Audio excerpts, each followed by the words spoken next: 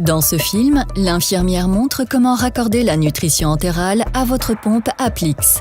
Avant d'appliquer la nutrition entérale, vous devez toujours vous laver les mains et contrôler la situation de la sonde.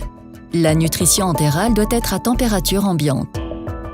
Avant de raccorder la nutrition entérale, vous devez préparer le matériel requis. Vous avez besoin de pompe Applix, nutrition entérale, tubulure de la pompe, seringue, verre d'eau. Il est important de remuer la nutrition entérale et de contrôler la durée de conservation. Sortez la tubulure de l'emballage. Vous voyez une pointe d'un côté pour le sac de nutrition entérale. C'est le côté avec la pince. L'autre côté est le bouchon de raccordement à placer sur la sonde. Glissez la pince transparente 40 à 50 cm vers le bas. Vous pouvez après la fermer. Enlevez le bouchon de la pointe et cassez l'emballage de la nutrition entérale. Enfoncez la pointe dans l'ouverture. Appuyez bien et fixez en vissant. La pompe est livrée avec un chargeur.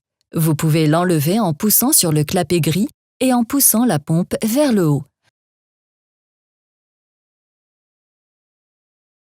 Ouvrez ensuite la porte au moyen du levier.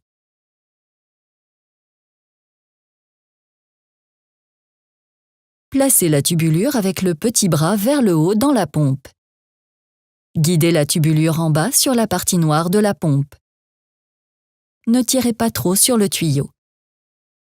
Fermez ensuite la porte, un clic doit être audible. Appuyez sur le bouton « Marche arrêt » pour régler la pompe. La tubulure doit maintenant être remplie de nutrition entérale. Appuyez sur le sachet de nutrition entérale, puis sur « Start ». Soulevez un peu le sac de nutrition entérale. La tubulure se remplira de nutrition entérale. Vous pouvez adapter la vitesse au moyen des flèches orientées vers le bas et le haut. La vitesse d'arrivée a été déterminée par votre diététicienne ou médecin. Vous pouvez aussi calculer vous-même la vitesse d'arrivée. Divisez la quantité de nutrition entérale que vous allez consommer par le nombre d'heures de distribution de la nutrition entérale. Par exemple, 1000 ml de nutrition entérale doivent être distribués en 8 heures. Vous divisez 1000 par 8, ce qui donne une quantité de 125 ml par heure. Si vous voulez distribuer 2000 ml en 24 heures, vous divisez 2000 par 24 et vous obtenez 84 ml par heure. Tenez compte d'un changement de la nutrition entérale à une heure confortable en calculant la vitesse d'arrivée. Vous voyez ici une vue d'ensemble globale de support de pompe fréquemment utilisé.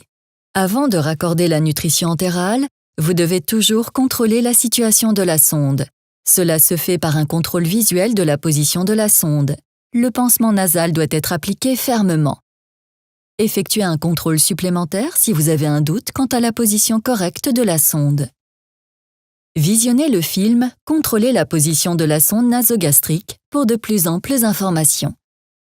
Rincez ensuite la sonde avec 20 ml d'eau tiède. Prélevez avec la seringue la quantité d'eau tiède en millilitres. Vissez la seringue sur la sonde. Injectez l'eau tiède lentement dans la sonde. Dévissez la seringue de la sonde. Ouvrez complètement la fermeture éclair pour placer la pompe dans le sac à dos. Suspendez le sac à nutrition entérale au crochet et fixez-le au moyen d'une bande velcro. Posez la pompe à l'envers dans la fenêtre et fixez-la au moyen de la bande velcro. Assurez-vous que la tubulure n'est coincée nulle part. Refermez le sac à dos. La pompe est visible à l'avant, à travers la fenêtre. Si la sonde est bien posée et facilement accessible, vous pouvez raccorder la tubulure à la sonde. Enlevez le bouchon et fixez les deux extrémités. Toute la nutrition entérale doit être nettoyée des raccordements. Appuyez une fois sur « Marche arrêt » pour démarrer la pompe. Vous voyez la goutte à l'écran et la nutrition entérale qui passe à travers la sonde. La pompe est prête à l'emploi.